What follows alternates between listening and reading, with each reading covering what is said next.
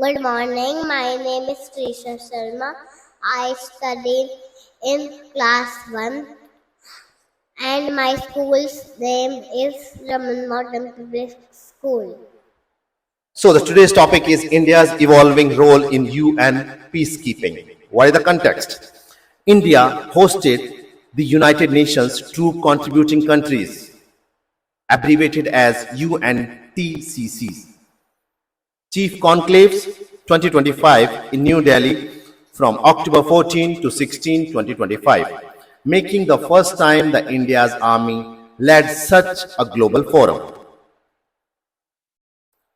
So, we'll talk about India's evolving role in UN peacekeeping. But first, we'll talk about UN peacekeeping forces and India's contribution. Point number 1. The United Nations Peacekeeping Force, which could be abbreviated as UNPKF, was established in year 1948 to help the countries torn by conflict transition to peace and stability. It operates under Chapter 6 and 7 of the United Nations Charter, focusing on monitoring ceasefires, protecting civilians, and rebuilding institutions. Number 2, India has been one of the largest and most consistent troop contributors, deploying over 3 lakhs personnel across 50 missions. Indian peacekeepers have served in Congo, Lebanon, South Sudan, and Liberia, earning UN medals for valor.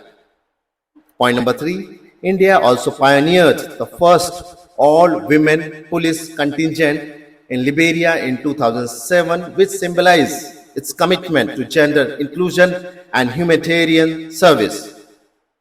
Now let's talk about India's moral and strategic vision. Point number 1, India sees peacekeeping as seva, grounded in Vasudhaiva Kutumbakam. That means the world is one family.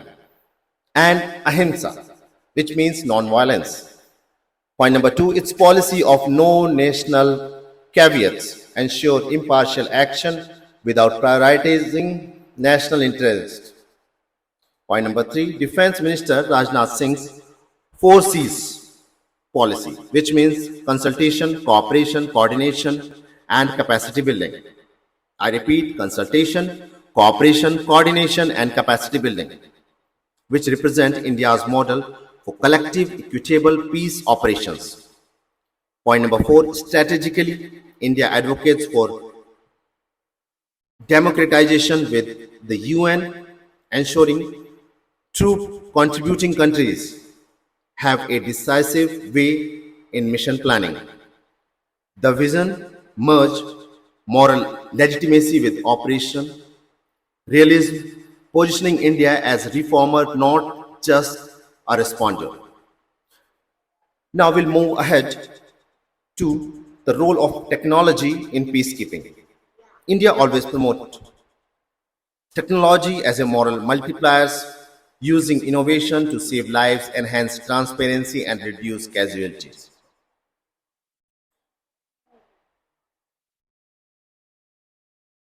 Number 2,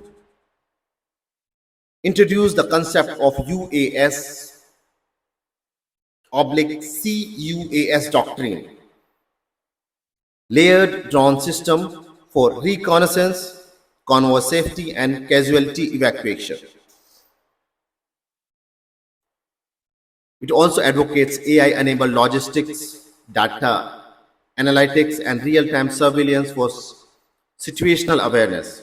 The Defense Expo 2025 showcased 41 indigenous systems under Atmanirbhar Bharat, highlighting India's push for self-reliant yet globally shared security tools.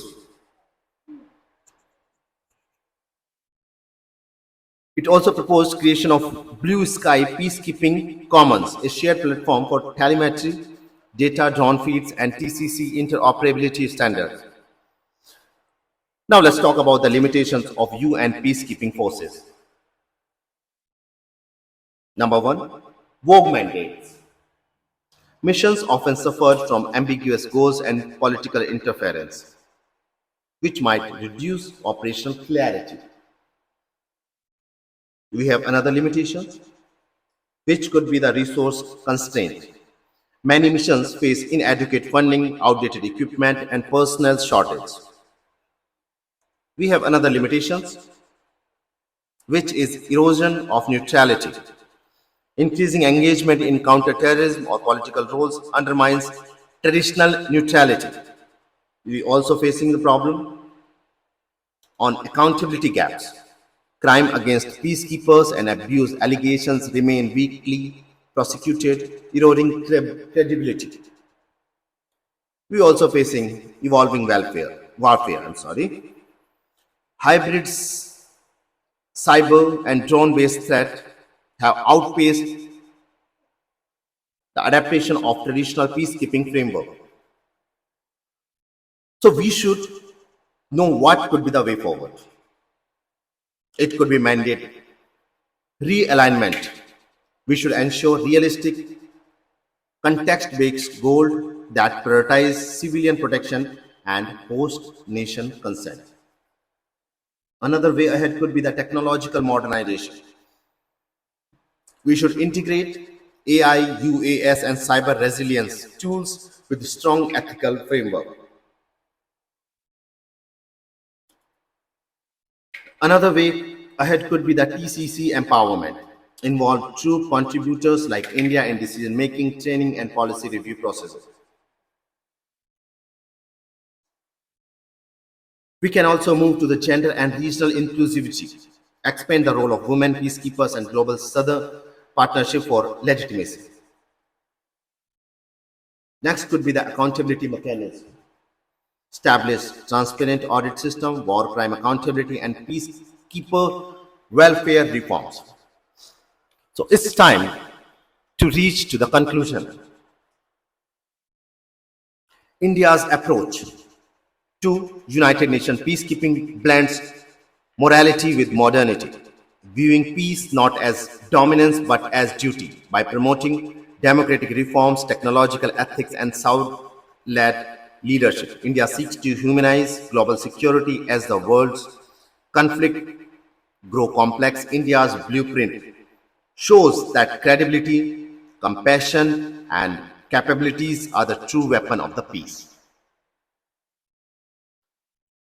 So, this is the news related to the UN peacekeeping forces and India's role. I hope you enjoy this topic. Thank you so much and have a great day.